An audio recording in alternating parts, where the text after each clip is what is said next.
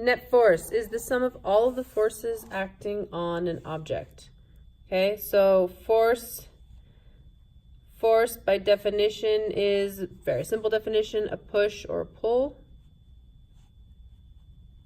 We talked about that in Newton's first law there. So second law, sorry. Force is simply a push or pull, and Newton's second law also talks about forces, gives us the formula that F equals ma is actually F net equals ma. So in your notes,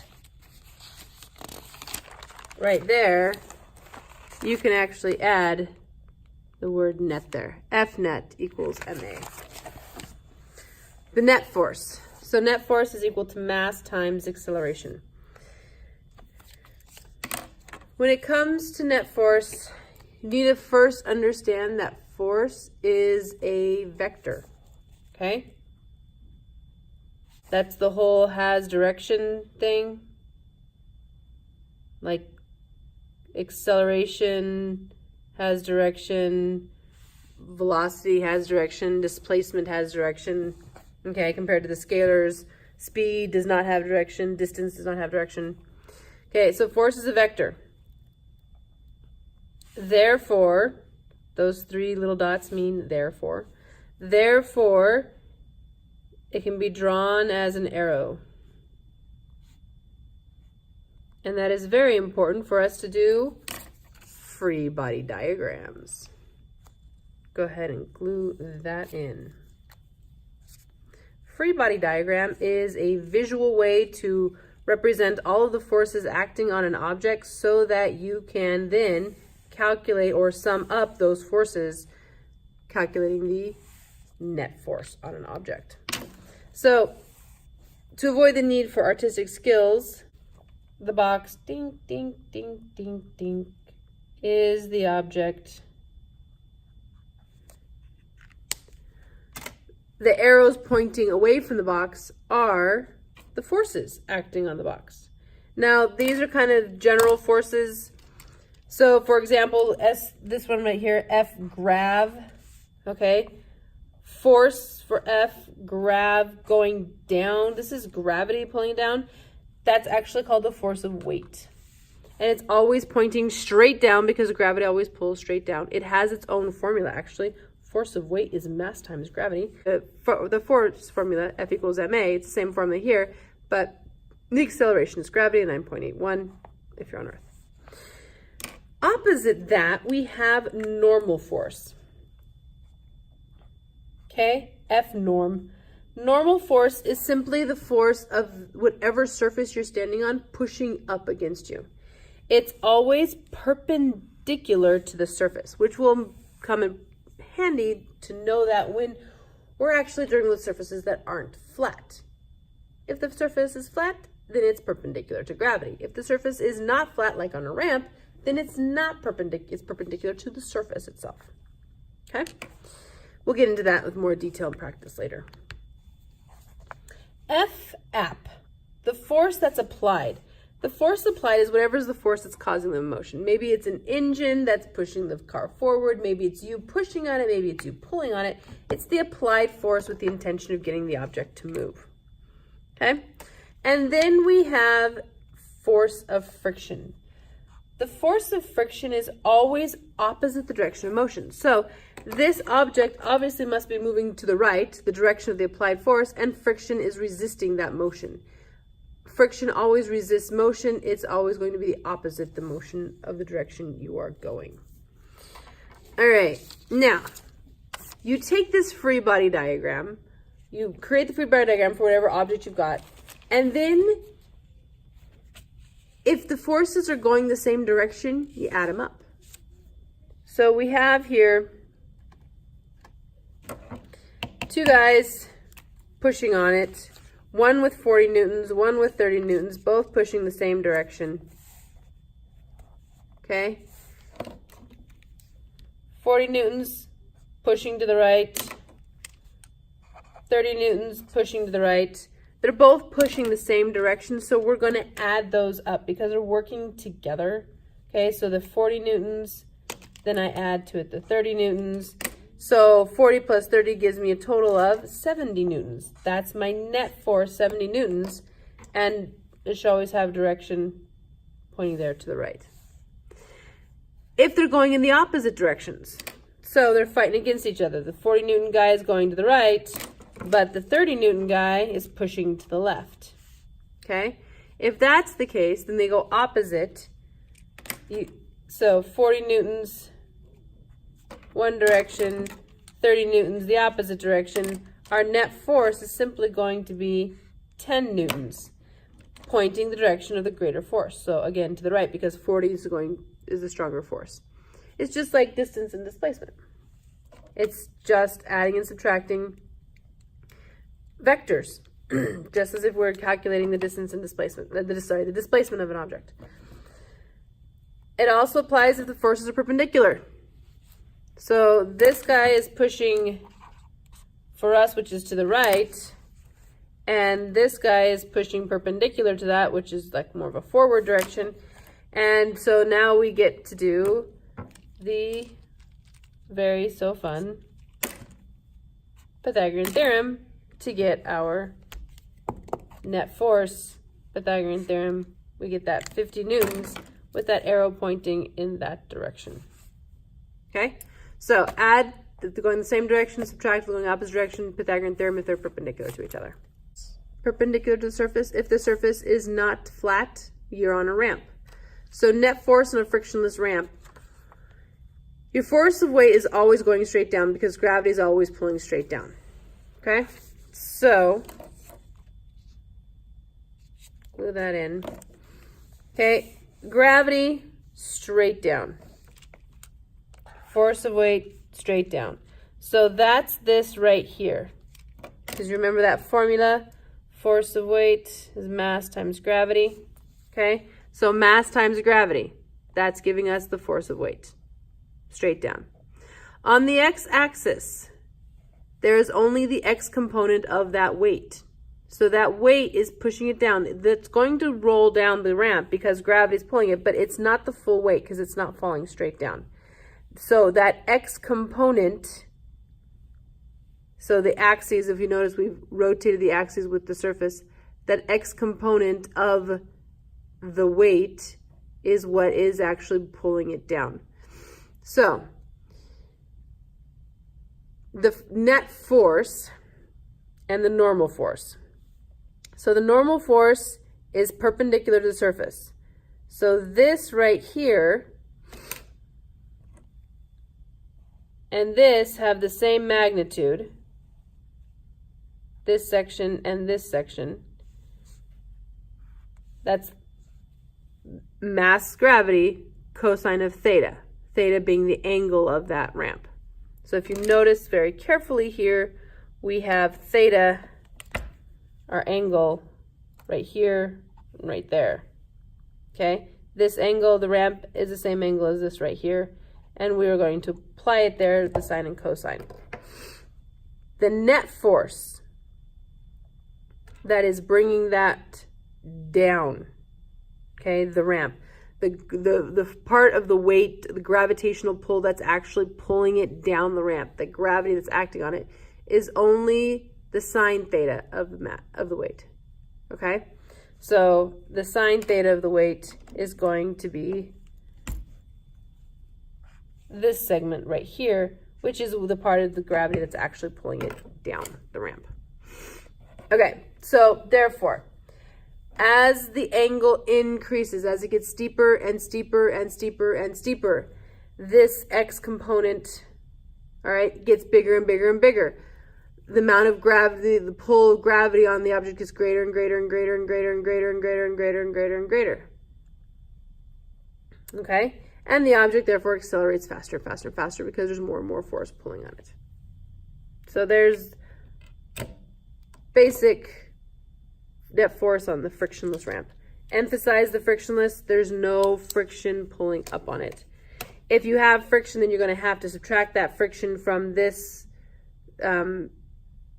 mg sine theta, subtract the friction to get the net. Okay, so we usually do net force on a frictionless ramp. We usually pretend it's frictionless to simplify the math. All right. And then now on to the OOPS page for balanced and unbalanced forces. We'll determine the object's motion.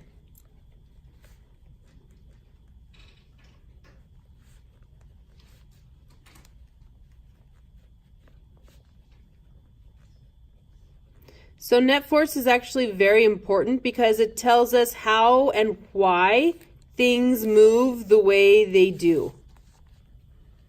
How things move, why they move the way they do, it's all because of the net force acting on the object. Now, all actions can kind of be categorized into two groups based upon that net force. So if the forces are balanced, so visually here, looking at a free body diagram, force is going up and down, force is going right and left. If they all balance out, which means like 10 newtons up, 10 newtons down, opposite directions, they cancel. 30 newtons to the right, 30 newtons to the left, opposite direction, equal magnitude, they cancel each other out. When all of the forces kind of cancel each other out, you end up with a net force equal to 0. So you see here we have a normal force of 3 up, gravitational weight down, applied force 5 to the right, friction 5 to the left. The forces are all opposite, they all cancel each other out, you end up with a net force equal to 0. When this happens, we say the object is at equilibrium. Equilibrium does not mean equal, it means balanced. When that happens, the object's motion, okay? The motion of the object is going to either be at rest or at a constant velocity, okay? Which seems kind of opposite, maybe, being at rest, moving at the constant velocity, but it's very similar if you go back to Newton's first law. Objects in rest stay at rest, objects in motion stay at motion at a constant velocity. Because of Newton's first law, if the forces are balanced, it just keeps doing whatever it is it's doing. The motion doesn't change. If it's not changing, it's either at rest or the velocity is constant. Okay, so I'm going to go through just a few examples of this. So, classic example of an object that pretty much is always not moving is a flower vase. So that's my lovely art of a flower vase. Okay, so a flower vase just sitting there on a table. The forces, so free body diagram for that flower. We've got the downward gravity weight and the upward normal force. Okay, so force of weight, pulling it down, normal force, pushing it up. Those two balance each other out. This object is at rest. The forces are all nice and equally balanced out. Net force is 0. It's at equilibrium. All right, constant velocity. So, got a car here, moving along at a constant velocity. Free body diagram. We've got its weight due to gravity, pulling it down. We have the ground normal force, pushing it up. It's moving to the right, so we have an applied force from the engine, pushing the car forward. And we have friction.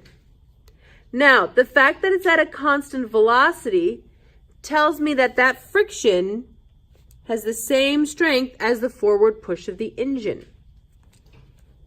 Okay?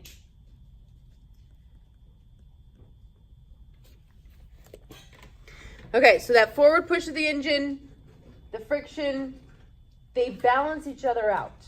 The engine's pushing as hard as the wind is pushing against it. Now, this is kind of a difficult concept to understand unless you really understand wind resistance. Application. Semi-trucks. Really, really big. They use a lot of gasoline because they have to move a lot of air out of the way because they're so large. Okay? Well, if you drive really close behind a semi-truck, not recommended, I'm just saying this is the science behind it. Okay? The semi-truck has already moved the air out of the way. So right here, it actually creates a bit of a vacuum, a lack of air. There's not a lot of air right behind the trailer. And if you travel fairly close, like within a car's length or a half a car's length, or even less, behind a semi-trailer, you don't push the air out of the way. It's already out of the way, and you use a lot less gasoline. That idea, that force of the engine forward, the friction reverse in the opposite direction, those balance out, you get a constant velocity. All right, last scenario I have here, okay, this is an astronaut. Okay, stick figure drawing of an astronaut. He has thrown a baseball in space. He's throwing the baseball. Once he's released that ball and it's moving, there are no forces acting on it. There's no gravity pulling it down. There's no wind resistance because there's no air in space. The Freebody diagram is literally just a box. There's no forces acting on it. This will result in, as well, a constant velocity. So the forces are balanced or there are no forces at all. Either way, you end up with a constant velocity.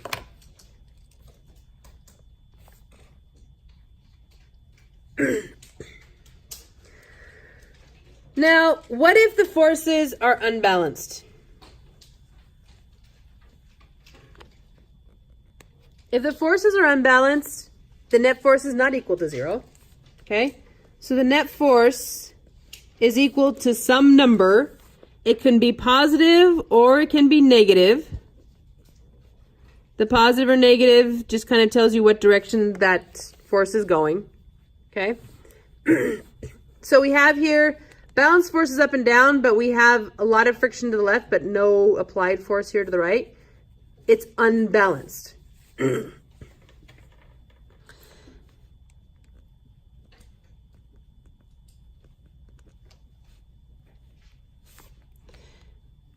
In that case, the motion of the object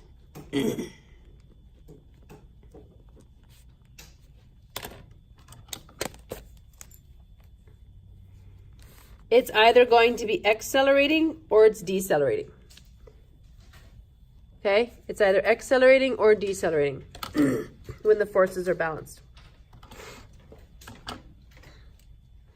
So, let's do an example of each. Okay?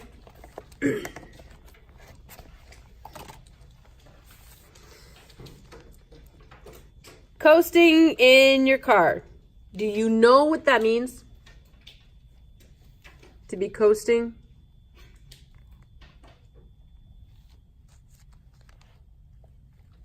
Anybody? Okay. So, imagine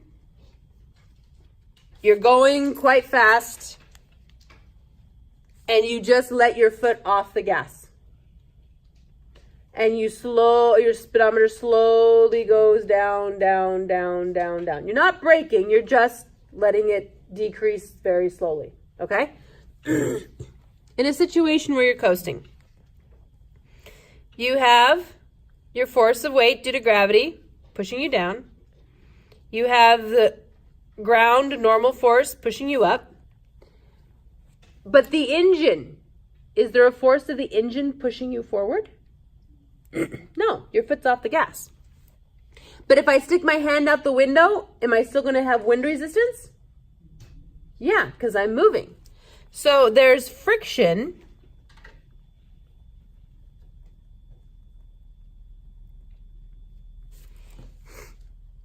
But there's no applied force. The forces are unbalanced. The wind resistance is going to keep pushing and pushing and pushing on the car, and that's going to cause the car to do what? motion, decelerate. Okay? That's how we end up with a deceleration.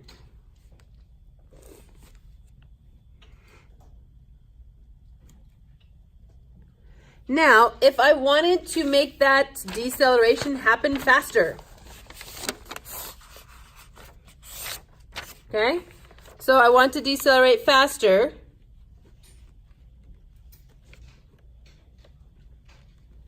How would I get this to decelerate faster? What would I need?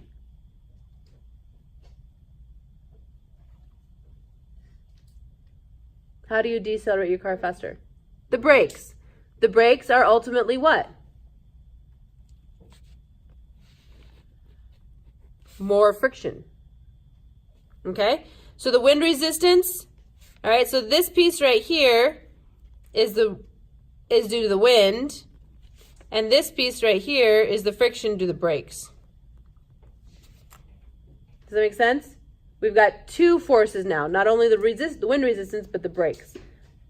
Add them together, we get a very large, strong stopping force. Yes? All right. All right, the opposite. So here's your car. The stoplight just turned green. So you're sitting at a stoplight and it just turned green. Force of weight due to gravity is pushing you down. Normal force of the ground pushing up. Balance each other out. Your foot pushing on the gasoline, the gas pedal. Really strong applied force. The force of the engine. But you just pushed on the gas. If I have my hand out the window, is there lots of wind resistance? No, because you're barely moving. You're barely just starting to move. So we have an itty bitty tiny little friction. The forces are unbalanced. That force of engine is pushing the object to the right. Make sense? All right. So this will result in accelerate, an acceleration of the object. In both cases, notice that the objects are both moving to the right. Whether it's accelerating or decelerating depends upon if the net force is in the direction of motion or opposite the direction of motion. Okay? If the net force is opposite the direction of motion, you're decelerating. If the net force is the same as the direction of motion, you're accelerating. All right. That is net force notes.